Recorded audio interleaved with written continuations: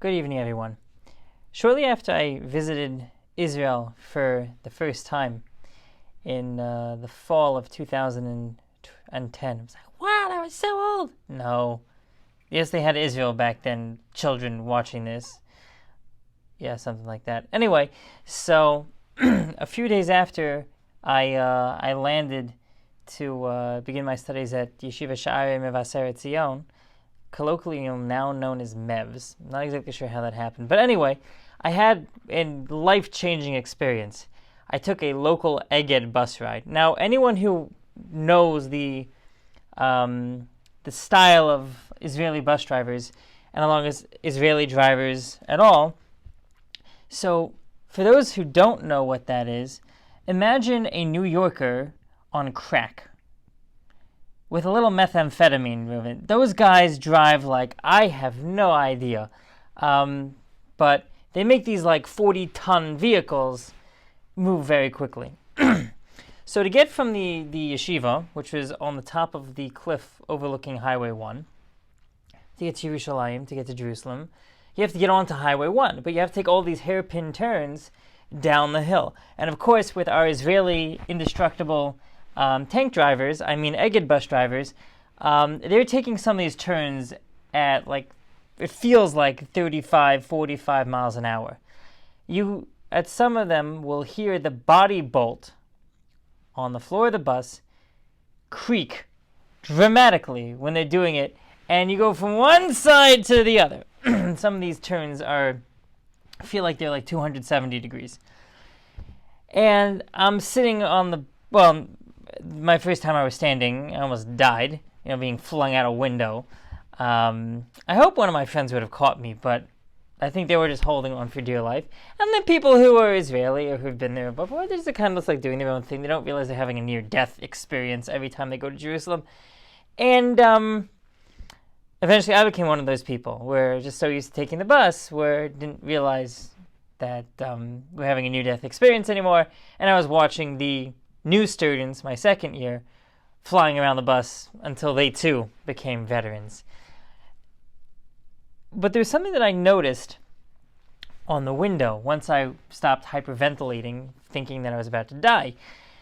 They had a sticker on every window that said Mipnei Seva Takum, which is a phrase from our Parsha this week, Parashat Kedoshim. It means, in the presence of someone who is older than you, get up. In other words, please vacate your seat for someone who is elderly. Now, those stickers are not uncommon. Coming from the New York area, both the buses from New Jersey Transit in, New Jersey, and the MTA from New York City have stickers, please get up, please give your seat for someone elderly, infirm, or pregnant, something to that effect. But what I was struck by was the fact that the phrase that the bus company chose to put on their window was a Torah-based phrase. They didn't say, kum bifnei azaken, right? Get up in the presence of someone who is older. No, they took the phrase exactly from the pasuk. And, and some of you could say that this doesn't matter, it's irrelevant. But to me, it's evidence of what we are celebrating for Yom HaAtzmaut, which is beginning. By the time you watch this, it might have already happened, but hopefully you can look back on the memories fondly of what you did for your Yom HaAtzmaut and how many blue and white cookies you ate. You might not feel so fond after your stomach is rumbling about how could you have eaten all those blue and white cookies. But looking back on Yom HaAtzmaut by the time you watch this, and thinking to yourself that Yom HaAtzmaut at its essence is a lot more than just an Independence Day. Yes, it coincides with the day that Israel declared independence based on the UN mandate. But it's more than that.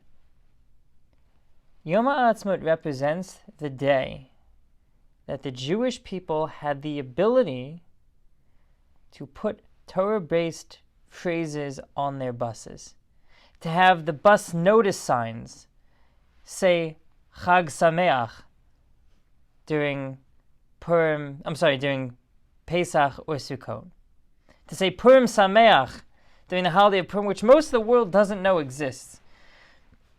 To have a country whose character and flavor reflects the fact that the Jewish people have a special relationship with God. A land that allows us to take off, to close everything on Pesach, to close everything on Yom Kippur, to not have a car besides for ambulances and army jeeps. I saw that with my own eyes on Highway 1, Kol Nidre night, not a soul is driving. Where the Torah and the mitzvos are woven into the fabric of the beautiful state of Israel. Yom HaAtzmaut is a time where we should thank Hashem for the tremendous blessing that for the first time in thousands of years we are able to have a country that can reflect Torah ideals.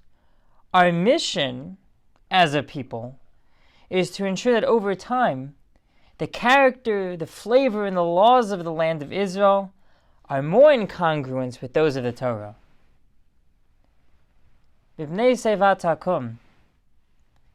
To see that on the side of a bus should inspire us,